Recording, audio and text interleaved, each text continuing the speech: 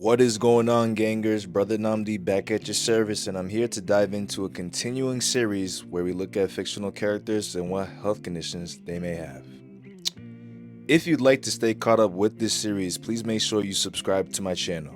For part 17 of this series, we are going to dive into a fictional character that people may or may not know, and his name is SpongeBob SquarePants from SpongeBob. I decided to use autism to describe SpongeBob's condition. Let's first dive into what autism actually is. Autism spectrum disorder is basically a neurodevelopmental condition that affects how an individual thinks, how they communicate, and how they interact with others. Spectrum is included in the name because symptoms can vary in each individual.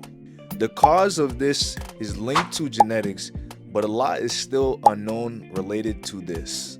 Risk factors can include increased maternal age during pregnancy, prematurity of the baby, and I just have to say this, guys. Vaccines do not cause autism. Let's be smart, people. Now on to signs and symptoms of autism. I also have to say symptoms can vary on each individual. But we're first going to start off with social communication and interaction in the toddler or younger child. That could include fewer facial expressions, delayed head nodding, and or lack of voice babbling. In older children or adults, this could include difficulty forming and maintaining relationships, difficulty keeping or finding work, lacking social cues, and emotional dysregulation. Another part of symptoms would be restricted and repetitive behaviors. This would include hand flapping, lining up toys, and not playing with others if the child is young or in the toddler stage. If the individual is older, then we would include adamant on routines or highly resistant to change, intense focusing on particular interests or topics such as wanting to know the 50 US states, and sensory sensitivity such as being overstimulated by crowds, loud sounds, textures, or lights. Now, how in God's name does this relate to SpongeBob? I'm gonna tell you that right now. SpongeBob often misunderstands sarcasm. He takes things literally. SpongeBob loves a routine. He often can't function without going to work at the Krusty Krab.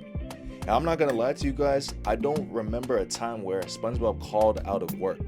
SpongeBob loves repetitive behaviors such as jellyfishing and is often hyper-focused about it and being a fry cook at the Krusty Krab. SpongeBob tends to miss a lot of social cues.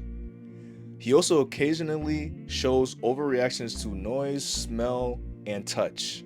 SpongeBob would also react to certain events like his spatula being dirty or an out-of-a-place jellyfish, which suggests that SpongeBob has a heightened sensory or emotional sensitivity. SpongeBob also struggles with maintaining his emotions, and it can lead to things like bursts of crying. Now, how does one get diagnosed with autism? A clinical provider would have to rely on the parent/guardian's observations of the child's behavior. We're also going to follow the DSM-5 criteria for autism spectrum disorder. I'm going to leave it down below if you want to read it.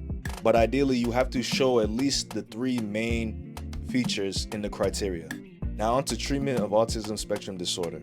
Granted, there is no cure for autism, but early intervention with the involvement of family can maximize functions and improve outcomes for the individual. The plan has to be personalized for the individual again because every case is different. Supportive therapies can be included, and you have to know the quicker an individual receives help, the more likely the individual can have a more fulfilling and functional life. It's clear SpongeBob probably didn't get that help at an early age, and now he's trying to manage life by himself. But anyways, if you have any of these conditions, please seek help because at the end of the day, you matter. Fictional characters were used to give a different perspective in a situation. If you appreciate this video, please like, comment, and subscribe. If you haven't already, please check out the previous 16 parts to this series. And if you have a suggestion for part 18, drop it in the comments. And if nothing else, y'all take it easy.